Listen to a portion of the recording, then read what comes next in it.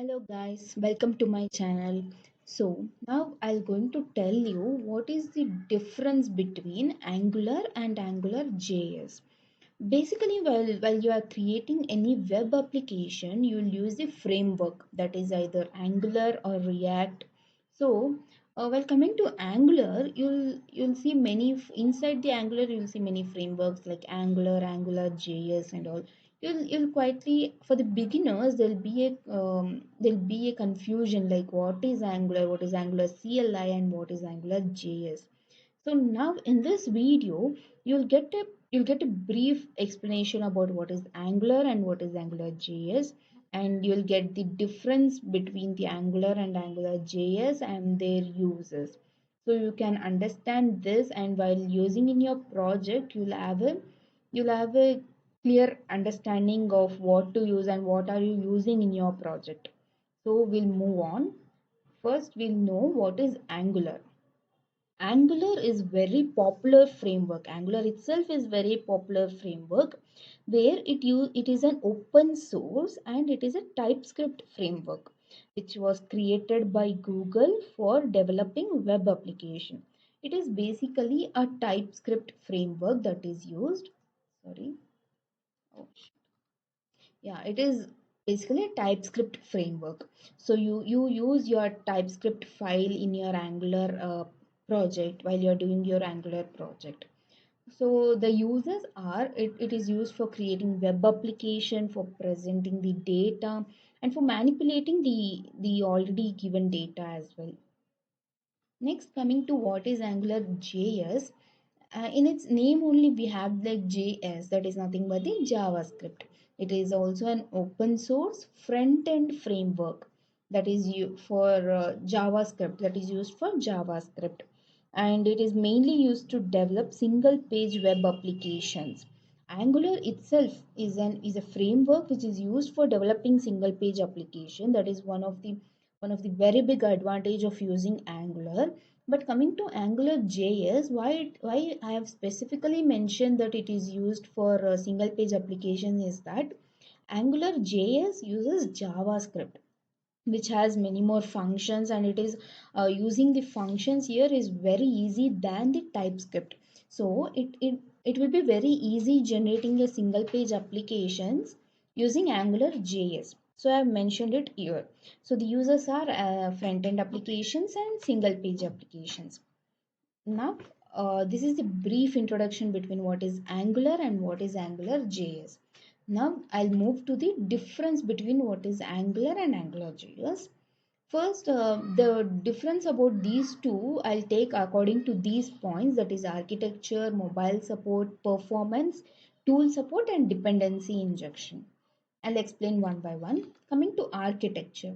Architecture is nothing but the structure of like let me take for a basic example, if we construct a building, architecture is nothing but the structure of the building. What is the structure of that given of the building there, like how many floors is there, at what shape is that, that is nothing but the architecture. So coming to Angular, the architecture is in the form of components. So inside the components, like in my previous video, I've generated the Angular project, and in that I've generated the component as well. In that component, you can see you have TypeScript file, HTML file, CSS file, and all. So that is nothing but the component, and it contains many directives, and templates are also used in Angular. That is very important here. It is very useful while you are generating your web application, the templates that are used. And coming to AngularJS, it has MVC, that is model view controller, that acts as the central component as it manages the data, logic, rules, and it expresses how the applications behave. So this MVC, that is model view controller, is also very simple architecture, and it is very useful. Next, coming to mobile support, Angular is very supportive for mobile device. That is, if you generate any application, any web application using Angular, and if you view that application in your phone, it is very supportive. You can You can view it like no need to again generate the application for the mobile view, and no need to use any external devices as well. You can view it very easily, very comfortably. While coming to Angular, it does not support for mobile devices. So while if you create a web application using Angular, you have to again do for mobile application. So that is the basic drawback for AngularJS. And coming to the performance, Angular it has improved its performance and speed, because Angular has been improving day by day, has been updating day by day. As you can see, now we are in Angular 14, so the 14 versions, and still it is upgrading. So that is very fastly upgrading, and you'll have the better experience there using one version than the other. So it is very easy using Angular. Well, coming to Angular JS, the effort and duration building are ultimately reduced, because it is two-way binding characteristics. Like it works in two ways, so that your effort and duration, the time consumption will be reduced. And coming to the tool support, Angular uses that is CLI, command line interface. So in my last video, I've generated the project in Angular using the CLI command line interface. So it generate your project very easily, and you can also generate your components in that. That is just a one line command. It is very easy there. It reduces your time as well. So coming to Angular JS, for creating a project, like for creating the components and all, you have to rely on third party tools like IDE, and there is another tool called WebStorm where you have to rely on that. That is little bit complicated here.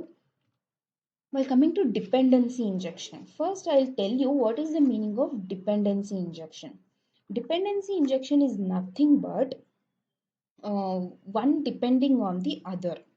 That is like how the childrens depend on their parents, or any other example you can take. So one depending on the other, that is nothing but dependency injection. So in Angular, what is dependency injection is that, consider these components performing common task. That is in component we have HTML, CSS and TS file, no? So all these perform a single task.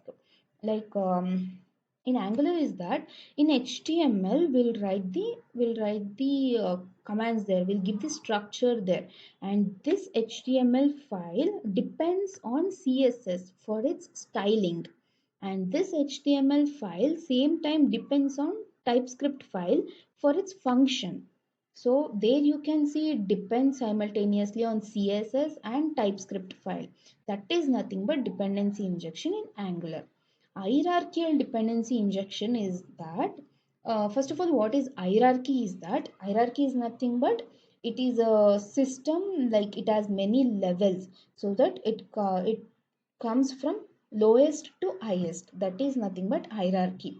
In Angular, what is hierarchical dependency injection is that, it uses many modules. We can create many modules, services as well.